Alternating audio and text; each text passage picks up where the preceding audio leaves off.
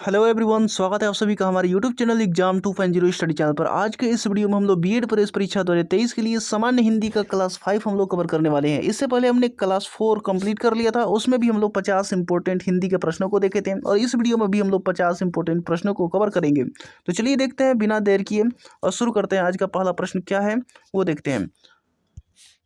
तो चलिए अब हम लोग खंड ब यानी भाषा हिंदी की पहली प्रश्न को देखते हैं। पहला प्रश्न यहाँ पर दिया गया है कि खड़ी बोली कहाँ बोली जाती है।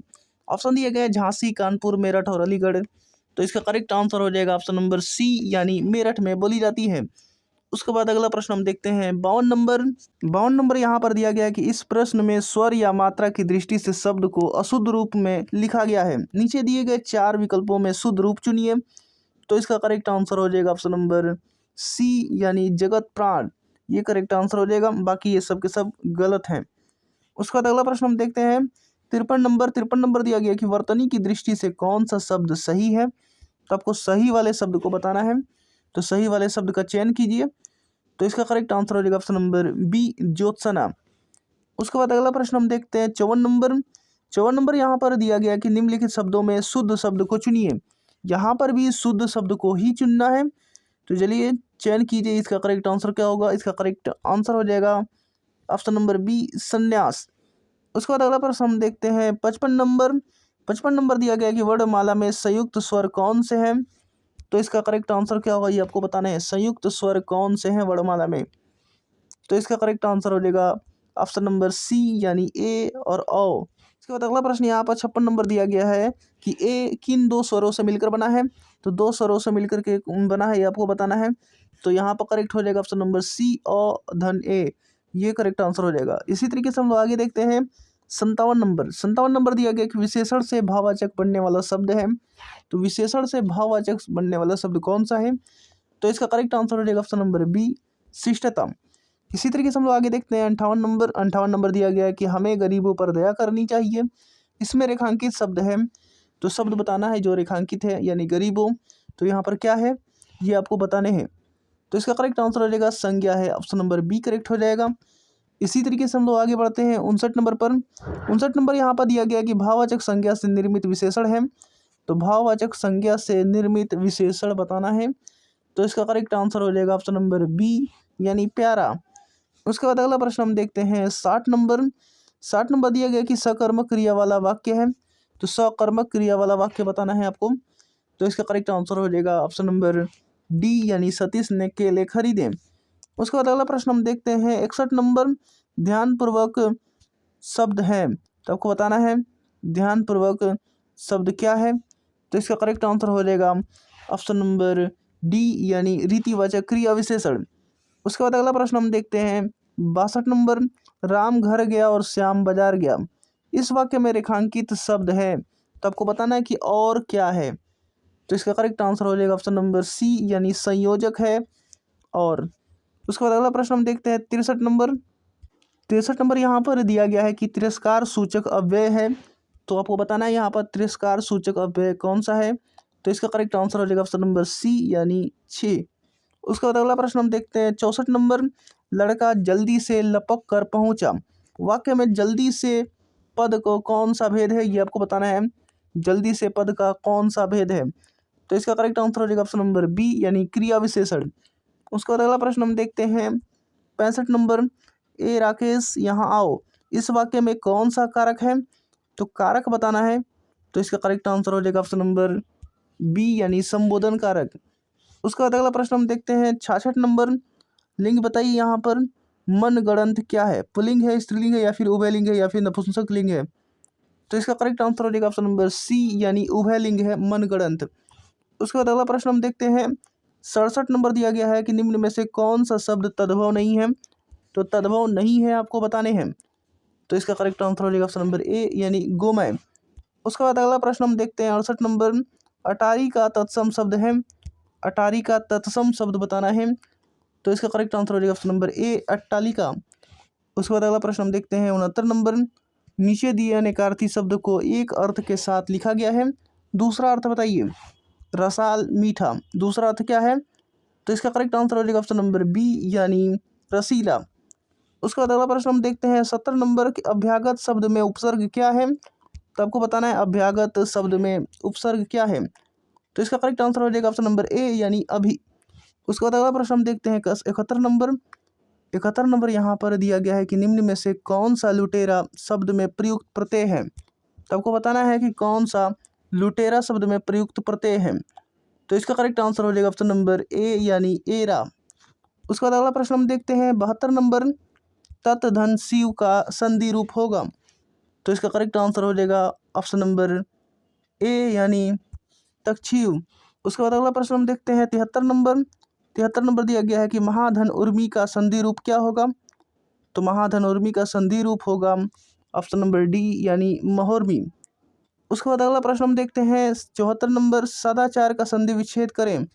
तो सदाचार का संधि विच्छेद करना है।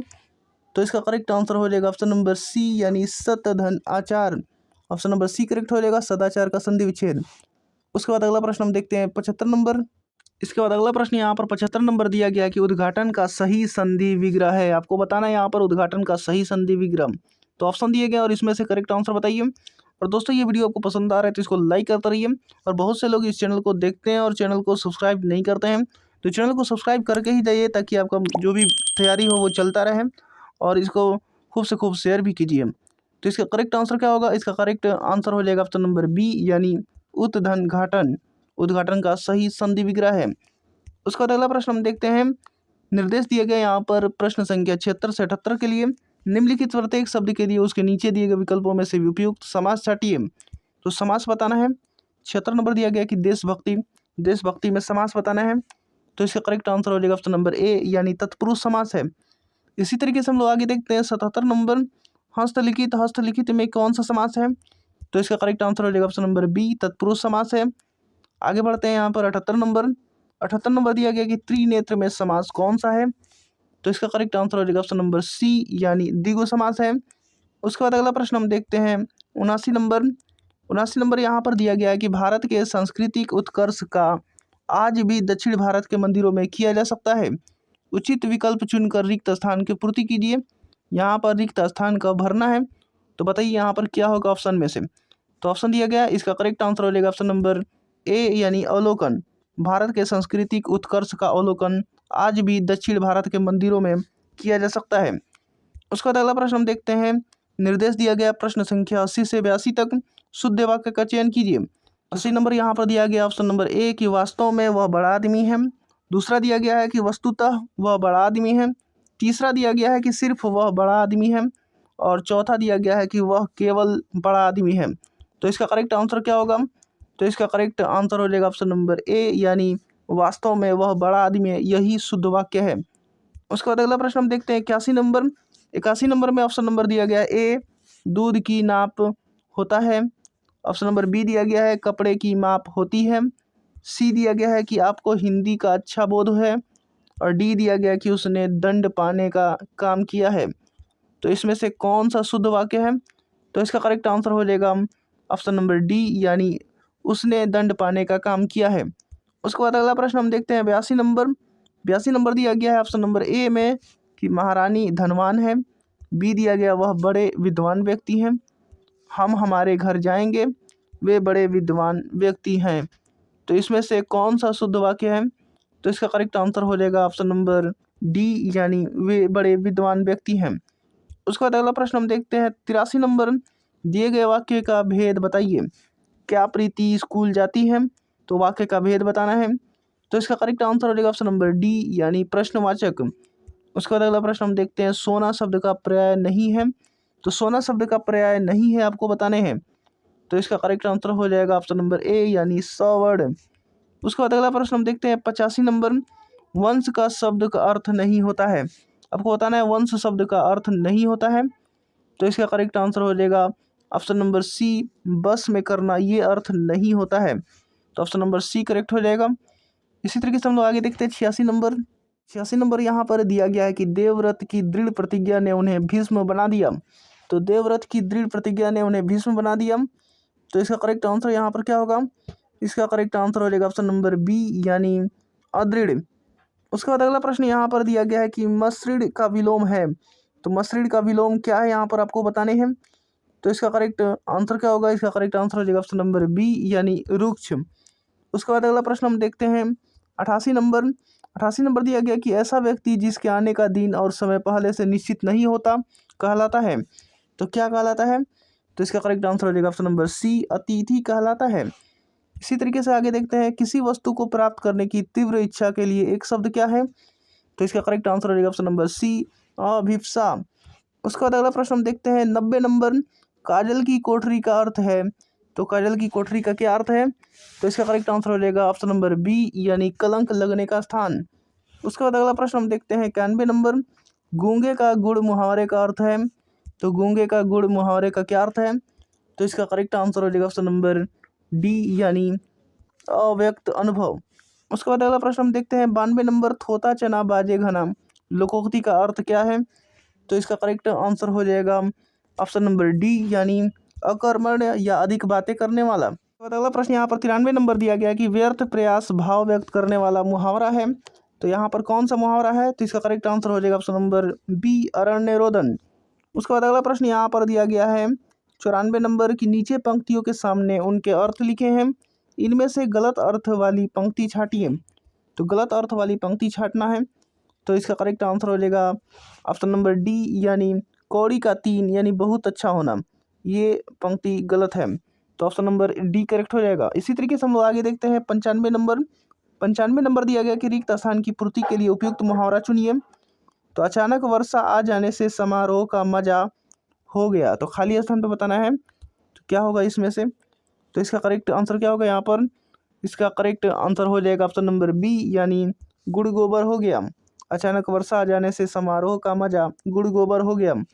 उसके बाद अगला प्रश्न हम देखते हैं। अगला प्रश्न यहाँ पर 96 नंबर दिया गया कि संचारी भाव को अन्य किस नाम से जाना जाता है। तो इसका करेक्ट आंसर बताने हैं। इसका करेक्ट आंसर हो जाएगा ऑप्शन नंबर सी यानी व्यभिचारी। उसके बाद अगला प्रश्न हम 97 नंबर देखते हैं। अंधेर नगरी के लेखक हैं। तो अंधेर नगरी के लेखक कौन हैं? तो इसका करेक्ट आंसर हो जाएगा ऑप्शन नंबर सी यानी भारतेंदु हरिश्चंद्र। उसके बाद अगला प्रश्न हम देखते हैं 98 नंबर। हिंदी प्रदीप पत्रिका का संपादन किया है। तो इसका करेक्ट आंसर बताना है। हिंदी प्रदीप पत्रिका का संपादन किन्होंने किया है? तो इसका करेक्ट आंसर हो जाएगा ऑप्शन नंबर बी यानी बालकृष्ण भट्ट ने किया है हिंदी प्रदीप पत्रिका का संपादन। इसी तरीके से हम 99 नंबर देखते हैं। निम्नलिखित में से कौन सा निबंध हजारी प्रसाद द्विवेदी का नहीं है? तो हजारी प्रसाद द्विवेदी का नहीं है, आपको बताने हैं। तो इसका करेक्ट आंसर हो जाएगा ऑप्शन नंबर डी यानी वृत्त और विकास। उसके बाद अगला और इस वीडियो का लास्ट प्रश्न यहाँ पर दिया गया है कि इनमें से कौन सा पत्र कार्यालय पत्र में शामिल नहीं होता है? तो इसका करेक्ट आंसर हो जाएगा ऑप्शन नंबर डी यानी अधिसूचना। अधिसूचना हो जाएगा। तो उम्मीद करता हूँ कि वीडियो आपको समझ में आ गया होगा और इसी तरीके के नए वीडियो देखने के लिए हमारे चैनल के साथ जुड़ जाइए और सब्सक्राइब नहीं किया है तो चैनल को सब्सक्राइब करके ही रहिए ताकि हमारा एक भी वीडियो का नोटिफिकेशन जो है वो मिस ना हो सके और आपकी तैयारी लगातार चलती रहे। तो मिलते हैं अगले वीडियोज़ में।